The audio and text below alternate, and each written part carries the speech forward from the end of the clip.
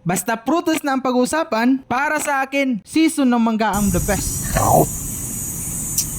Lami po ba eh?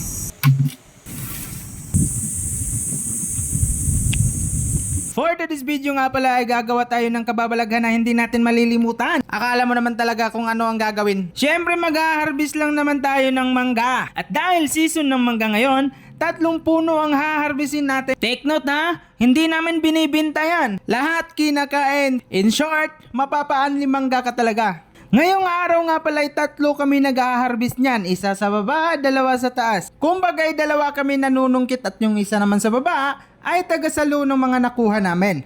Akala ko lang talaga dati na sa probinsya ko lang mararanasan itong mga naranasan ko ngayon. Pati dito din naman pala ay marami na mangga. At dahil nga dati may karanasan tayo ng mangunguha ng mangga na kahit hindi naman sa atin, ina-apply ko rin dito yan. Ang kaibahan nga lang, alam ng mayari na nangunguha kami. In fact, sila pa nga nagutos sa amin na manguha kami ng mangga. Dahil gusto din namin ng mangga, hindi namin nagdadalawang isip na sundin yung utos nila. Sa part nga nito, akala ko kinukuha na ako ni Lord. Sunbright lang pala. Sunbright like a diamond. Shine pala yun. Akala ko sun.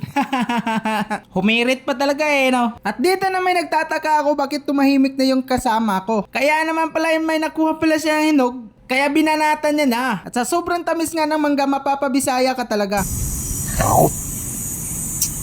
Lami po ba eh? Siya nga pala si Kuya Johnny, kasamahan ko sa trabaho as a maintenance. At dito nga sa part na to, lumipat na ako ng pesto. Nakita mo yung ngiti na yan? May nakitang hinog yan, kaya nga lumipat siya ng pesto. Grabe makabisaya accent sa pesto. Pwesto yon. Inuunahan ko na lang yung mga bashers kahit wala pa. Grabe ang tagal nga makuha ng manggang yan. Nakailang sungkit na ako, hindi pa rin natatanggal. Obre. Bakit kaya ang kunat nito, Obre? Hindi matanggal-tanggal yung mangga, Obre. Kung sino-sino na lang talaga ini-insert sa voiceover para mabawasan yung voiceover for 3.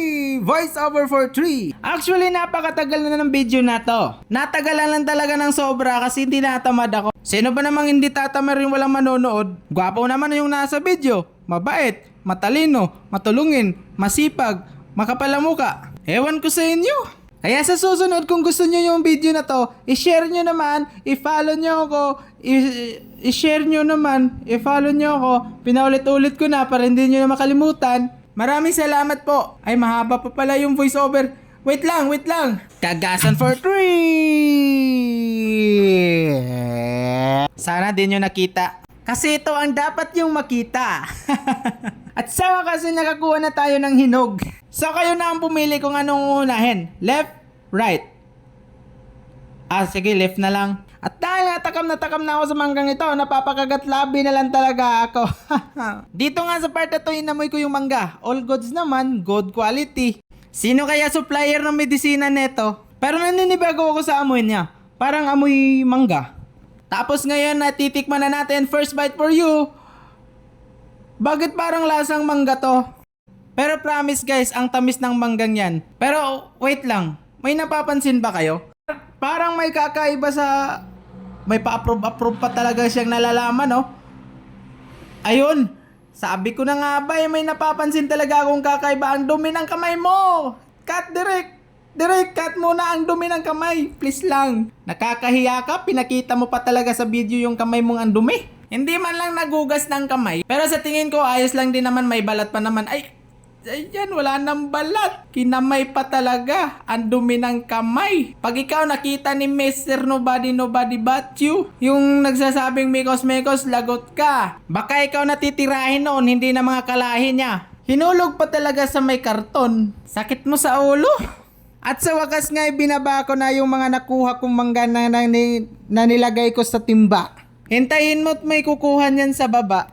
At sobrang saya ako nga nung nakita ko na yung binababa ko na yung timba. Kasi alam kong patapos ng video na to. Konting tiis na lang talaga. Pause na ako. At dahil nga last na timba na yung binaba ko, bababa na rin ako maya-maya. Hindi pala maya-maya. Now na! Tatanggalin ko na lang tong lubid na to. At pagkatapos nun, ay bababa na ako. Ayan, nakita nyo yung mga mangga niyan, napakarami. May nalipat na kami, may nasako na kami niyan. Yung ibang mangga nga pala ipapadala dun sa head office. Kasi bibigay namin sa admin namin. Ayan na po yung mga nakuha namin mangga. At dahil nga pa tapos na tayo, nagliligpit na si Kuya Johnny dyan.